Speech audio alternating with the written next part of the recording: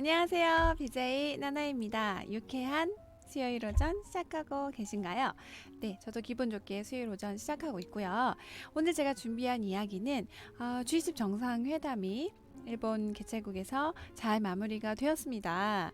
그러나 G20 개최국답게 뭔가 회의를 말끔하고 주도적으로 끌고 가지 못했던 일본 아베 총리의 한풀이일까요? 아니면 어떤 심리일까요? 중국이 미국에게 하지 못했던 히토류 보복을 그 갈고 있던 날을 일본이 한국에게, 우리나라에게 그 날을 세웠습니다. 제목 그대로 이것이 일본판 히토류 보복인가?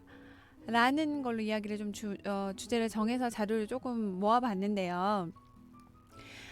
정상회담 이후에 뭔가 이렇다 할 발언을 하지 못하고 뭔가 의장국으로서 중심을 잡지 못했던 그런 부분들에 대해서 억하심정이 있었는지 그 날을 한국에 세웠고요. 어떠한 규제들을 내걸고 지금 7월 4일부터 시행이 되는지 한번 같이 보고 이야기 나누도록 해보려고 하는데요. 네. 한국에 대해서 일본이 수출 규제에 들어갔습니다. 수출 규제 품목 세 품목은 어떤 걸까요? 네, 바로 투명 폴리이미드, 포토레지스트, 불화수소 이렇게 수출 규제 세 품목이 지금 7월 4일부터 일본에서 수출 관련된 품목 중에 규제가 된 새 품목으로 지금 나오고 있고요. 30일 산케이 신문에 따르면 일본 정부는 한국에 대한 수출 관리 운용 정책을 수정해서 TV, 스마트폰, 유기 EL 디스플레이 부품으로 사용되는 플루오린 폴리이미드, 반도체 제조 과정에서 꼭 필요한 리지스트와 에칭가스, 일명 고순도 불화수소라고 하죠. 이렇게 총 3개 품목의 수출 규제를 7월 4일부터 시행키로 했다라고 산케이 신문이 보도했습니다. 산케이에서 이야기하는 이번 조치는 징용배상 소송을 둘러싼 사실상의 대항 조치, 보복 조치다라고 언급을 했는데요.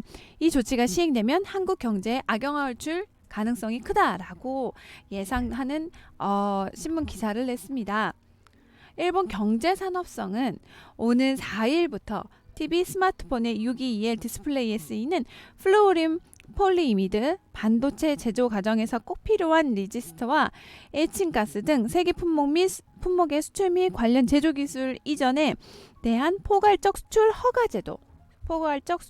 제도에서 한국을 제외하겠다 라고 밝혔고요. 대신 개별적으로 수출 허가 신청을 요구해서 수출 심사를 강화하기로 했다라고 합니다. 사실상 수출 허가 신청을 요구해서 심사를 받는 거긴 하지만 그 과정이 복잡하고요. 그리고 그 걸리는 시간 자체도 길기 때문에 거의 수출 허가 신청과 심사에까지 90일 정도가 걸리는, 약 3달 정도가 걸리는 것으로 알려져 있습니다. 이러하다 보니 일본의 대한국 수출 규제 반도체 소재 3개 품목, 아까 내용을 짚어드렸는데요. 조금 디테일하게 들어가 보면 플루오린 폴리이미드라고 되어 있습니다. 플루오린 폴리이미드 같은 경우에는 불소 처리를 위해서 열 안정성 등을 강화한 필름, 디스플레이 제조에 쓰이는 다양한 PI 중에 폴리이미드 중 하나이고요. 일본 세계 시장 점유율의 90%를 차지합니다. 일본이 세계 시장 점유율의 90%를 공급하는 데 차지하고 있고요. 영향은 폴더블 스마트폰, 지금 출시되고 있는 폴더블 스마트폰 디스플레이, 그리고 반도체 패키징, 전기차 경량화 소재, 3D 프린팅 소재로 지금 되어 있고요. 리지스트 보겠습니다. 리지스트는 반도체 기판 제작에 쓰이는 감광액 재료입니다. 일본의 세계 시장의 점유율 90%. 이것도 거의 막강하네요. 90% 정도를 차지하고 있고요. 영양은 반도체 기판에 포토 마스크를 제작하는 데 사용된다라고 합니다. 마지막으로 에칭가스. 일명 불화수소라고 하죠. 반도체 세정에 쓰이는 겁니다. 세정에 쓰이는 고순도 불화수소라고 하고요. 이건 역시 세계시장 점유율 70%를 차지하고 있습니다. 한국의 일본산 수입 비중은 95%. 거의 한국이 일본에서 에칭가스를 95% 이상, 한국이 수입하는 전체 100% 중에 95%는 일본에서 수입하고 있다라고 여러분들이 이해를 하시면 좋을 것 같고요. 반도체 제작 공정에 사용된다라고 합니다.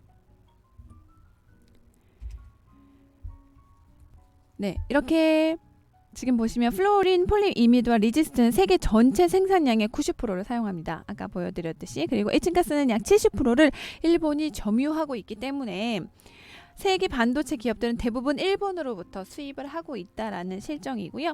이 규제가 강화되면 삼성전자와 그리고 LG전자 등 한국 대기업들은 적지 않은 영향을 받을 것이다 라고 일본 언론들은 예상하고 있습니다. 일본 정부는 기본적으로 징용배상 문제가 풀리지 않는 한 한국에 대한 수출을 허가하지 않을 방침인 것으로 알려져 사실상 금수 조치로 받아들여지고 있다라고 하는 언론 보도를 접하게 됐습니다. 경제산업성은 또 첨단 재료 등의 수출에 관해 수출 허가 신청이 면제되는 화이트 백색 국가라고 하는데요. 이 이야기를 제가 뒤에서 다시 짚어드리도록 하겠습니다. 일단 수출 규제 관련해서 세계 품목의 수출이 편향은 일본이 91.9%로 리지스트를 가장 많이 수출을 하고 있고요. 그리고 보겠습니다. 에칭가스 43.9% 일본이고요. 그리고 플로이드 폴리이미드가 93.7% 거진 일본이네요. 그 다음이 대만이고요. 그리고 일본의 국가별 수출, 일본에서 수출하는 각 항목 아이템의 수출 비중입니다. 일본이 한국에 리지스트를 11.6% 수출하고 있고요. 그리고 에칭가스는 85.9%로 한국에 수출하고 있습니다. 반대로 한국은 일본에서 85.9%의 에칭가스를 수입을 하고 있다는 이야기가 될 것 같고요. 플로우드 폴리이미드 같은 경우에 한국이 22.5%, 일본이 한국에 수출하고 있는 실정이라고 합니다. 자, 아까 제가 백색 국가로 지정한다는 이야기를 좀 했었는데요. 일본이 8월부터 화이트 국가 명단에서 역시 보복성이 맞는 것 같습니다. 한국을 제외 추진한다라고 합니다. 일본의 안보 관련 물자 수출 관리, 무기 제조 등에 활용될 수 있는 제품의 수출 관리라고 하는데요. 여기서 그 단계별이 있습니다. 1단계에서 4단계까지가 있고요. 1단계는 화이트 국가, 2단계 비화이트 국가, 3단계 우려국, 4단계 무기 수출 금지국으로 해서 카테고리로 나누어져 있는데요. 현재 한국은 사실상 화이트 국가로 속해져 있어서 어떠한 정부의 허가 없이도 수출이 자유롭게 가능하도록 되어 있는 화이트 국가, 화이트 존에 속해 있었습니다. 그런데 주로 이 화이트 국가는 미국이나 영국, 아르헨티나, 헝가리, 불가리아, 체코 등 27개국이고요. 정부의 허가 없이도 수출이 가능한 카테고리, 그 존에 속하게 됩니다. 그러나 한국은 이제 7월 4일부터 실정이 조금 달라졌는데요. 한국은 8월 화이트 국가에서 비화이트 국가로 변경 예정이라고 합니다. 화이트 리스트, 우대 대상을 기재한 목록입니다. 차별 대상을 관리에 기재하는 블랙리스트의 반대 기념이고요. 한국은 일본의 외환관리법상 화이트 리스트 대상국이라 그동안 수출 허가를 면제받아 왔었다고 합니다. 그러나 이제는 아니라는 거죠. 비화이트 국가가 돼서 건 바이 건별로 수출이 나갈 때마다 허락과 수출 신청을 받아야 되는, 한마디로 좀 번거롭게 하겠다는 의중이 좀 담겨져 있는 것 같습니다. 네, 그러다 보니 일본의 경제산업성은 첨단 재료 등의 수출에 관해 수출 허가 신청이 면제되는 화이트 백색 국가에서 한국을 제외하고 법령 개정에 대한 의견 모집 절차를 개시한다고 밝혔고요.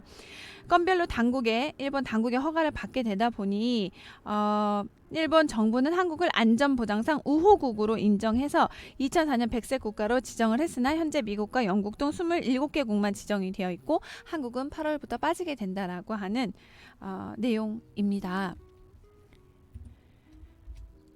네, 여러분, 오늘 일단 일본이 취한 히토류, 일본판 히토류 보복, 한국에 대한 보복 조치가 아닐까 싶고요. 실제 이렇게 화이트 국가로 백색 국가에서 제외도 시키고 그리고 세계 품목에 대해서 수출 규제를 하겠다라고 한다는 건 어떻게 보면 지금 삼성전자를 겨냥해서 한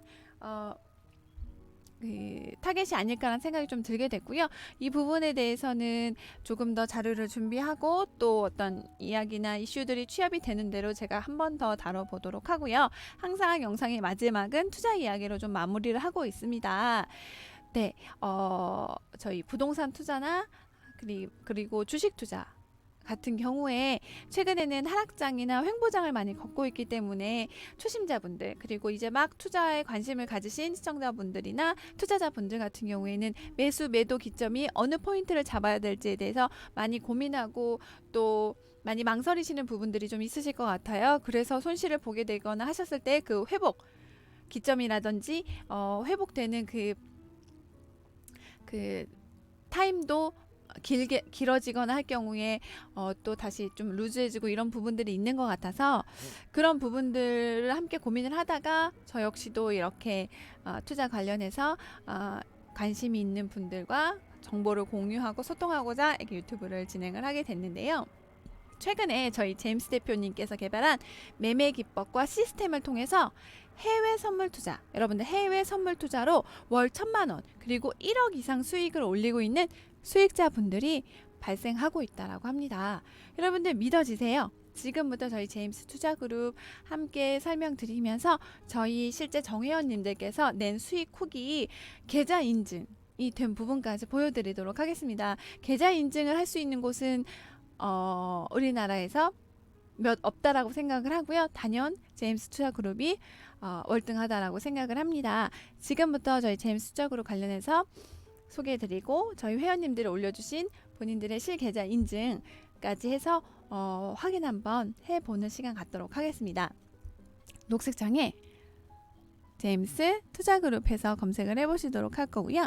네, 지금부터 들어가 보도록 하겠습니다. 제임스 투자그룹에서 검색에 들어가겠습니다. 제일 윗상단에 제임스 투자그룹 노출이 되고요. 클릭해 들어가시면 왼쪽에 쭈르륵 보이시죠? 카테고리들이 나옵니다. 이 카테고리들 들어가서 여러분들이 직접 클릭해 보실 수가 있고요. 정회원분들이 아니시더라도 지금 저와 함께 이 화면을 보고 시청자 여러분들이 들어가서 보실 수 있는 부분들이 있으세요.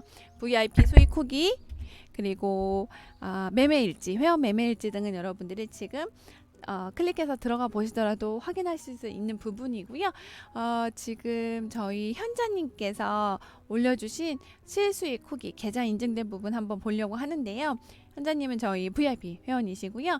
5월달 쭉 인증난 부분 캡처를 해주셨습니다. 여기서 보시면 5월 1일자 청산손익 1130, 순손익 985.58달러, 그 다음에 2019년 5월 22일 날 청산손익 6,100달러, 순손익 6,010달러. 요렇게 해서 실제 원화 환산하면 6,493만 444원으로 해서 6,500만 원의 실수익 후기를 올려주셨습니다. 네, 현자님 뿐만이 아니라 저희 정회원 분 중에 한 분 더 계좌 인증, 그래프 인증해 주신 지성님 인증 후기를 한번 보도록 하겠습니다. 11만 8,338달러를 가지고 인증을 해주셨는데요. 보겠습니다. 네, 그래프 먼저 보도록 하겠습니다. 여러분들 그래프 보시면 아시겠지만 왼쪽에서 우측으로 쭉 꾸준히 올라가는 우상향 곡선을 그리고 있습니다. 우상향 수익이 계속 꾸준히 증가하고 있다는 반증이죠. 이렇게 우상향 그래프로 수익 증가함을 나타내 주셨고요. 기준 일자 2019년 2월 14일부터 3월 8일까지 수익 난 부분 계좌 캡처 해주셨는데요.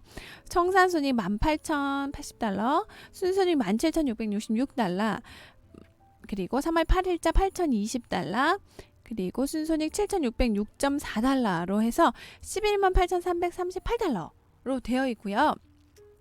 원화 환산 들어갑니다. 약 1억 3,400만 원의 수익을 냈다는 인증 후기를 올려주셨습니다. 네, 보이시죠? 여러분 이렇게 저희 월 얼마 이상 수익 내고 싶으시나요?